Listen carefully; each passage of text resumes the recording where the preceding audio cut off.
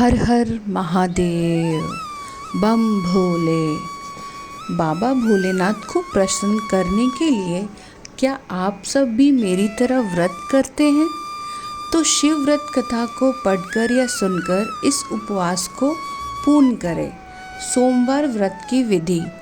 नारद पुराण के अनुसार सोमवार व्रत में व्यक्ति को प्रातः स्नान करके शिव जी को जल और बेलपत्र चढ़ाना चाहिए तथा शिव गौरी की पूजा करनी चाहिए। शिव पूजन के बाद सोमवार व्रत कथा सुननी चाहिए। इसके बाद केवल एक ही समय भोजन करना चाहिए। साधारण रूप से सोमवार का व्रत दिन के तीसरे पहर तक होता है, मतलब शाम तक रखा जाता है। सोमवार व्रत 3 प्रकार का होता है: प्रति सोमवार व्रत, सौम्य प्रदोष व्रत और 16 सोमवार का व्रत। इन सभी व्रतों की विधि एक ही होती है।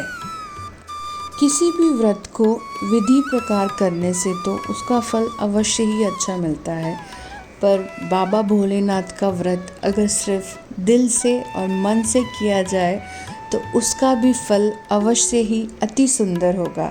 तो अब बात करते हैं व्रत कथा की। ऐसा कहते हैं, एक समय की बात है, किसी नगर में एक साहूकार रहता था।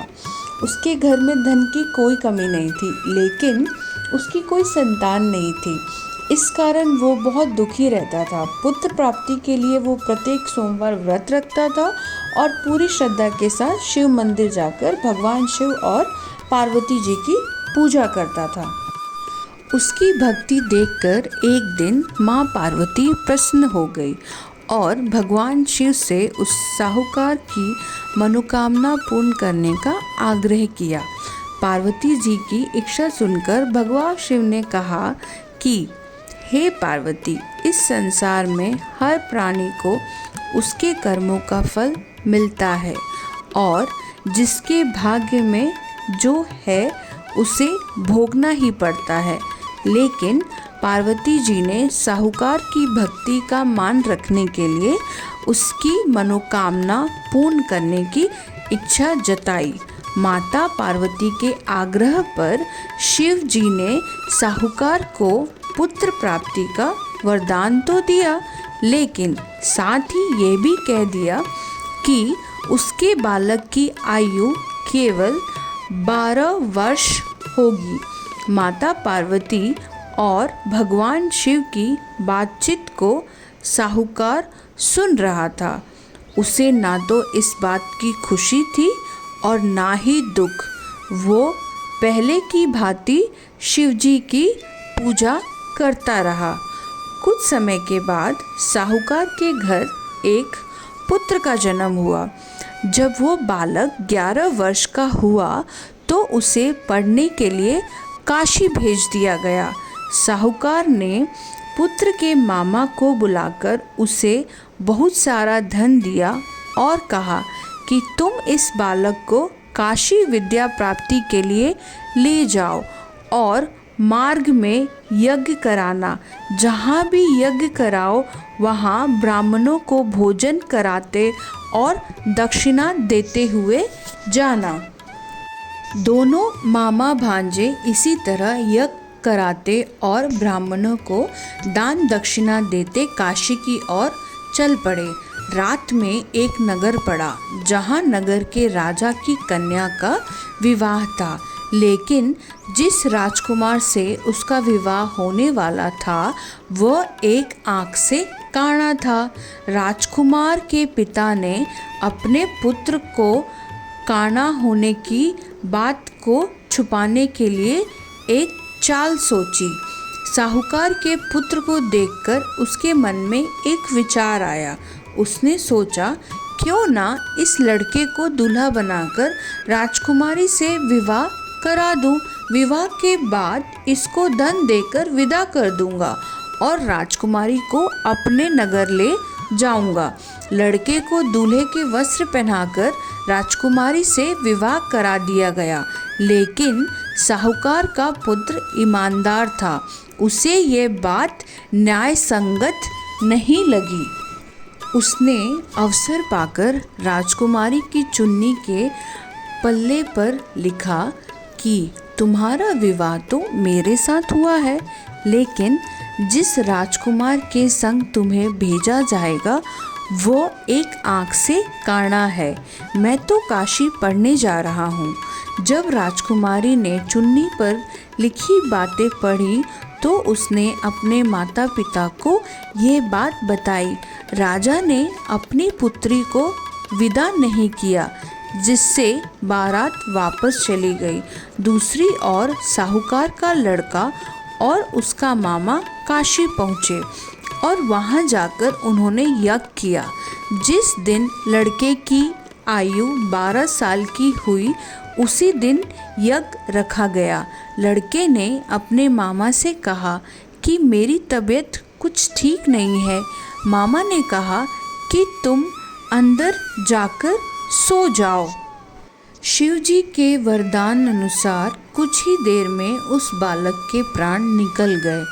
मृत भांजे को देख उसके मामा ने विलाप शुरू किया। संयोगवश उसी समय शिवजी और माता पार्वती उधर से जा रहे थे।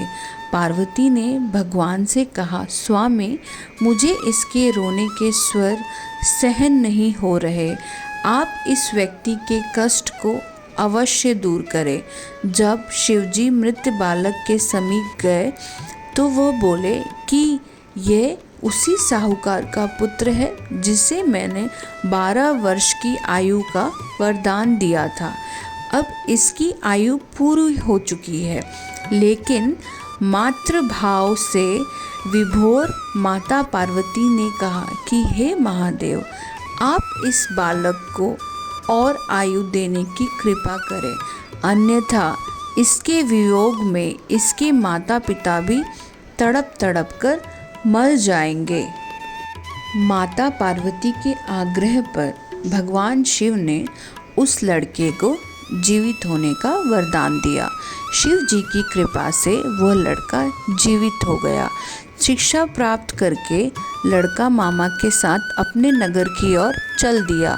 दोनों चलते हुए उसी नगर में पहुँचे जहाँ उसका विवाह हुआ था। उस नगर में भी उन्होंने यज्ञ का आयोजन किया।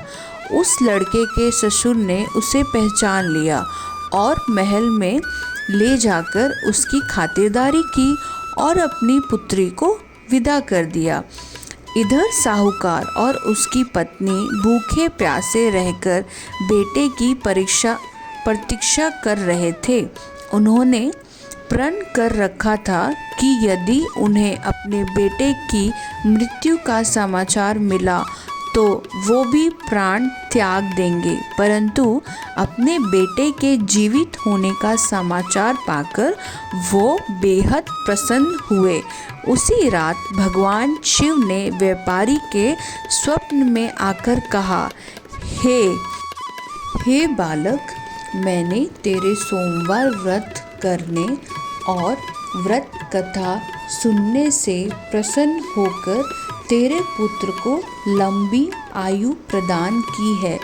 इसी प्रकार जो कोई सोमवार का व्रत करेगा और कथा सुनेगा या पढ़ेगा, उसके सभी दुख दूर होते रहेंगे और समस्त मनोकामनाओं की पूर्ति होगी।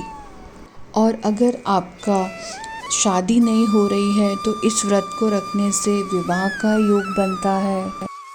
अगर आपकी कुंडली में चंद्रमा कमज़ोर पड़ रहा है, जिस वजह से आपको काफ़ी सारी परेशानियां झेलनी पड़ रही है, तो आपको सोमवार का व्रत रखना चाहिए। इससे आपका चंद्रमा मजबूत होता है, क्योंकि शंकर जी ने अपने भक्तों को वरदान दिया था कि जो भी उनकी पूजा करेगा उन पर वो कभी भी कोई मुसीबत नहीं आने देंगे और उनकी सभी परेशानियों को वो दूर करेंगे।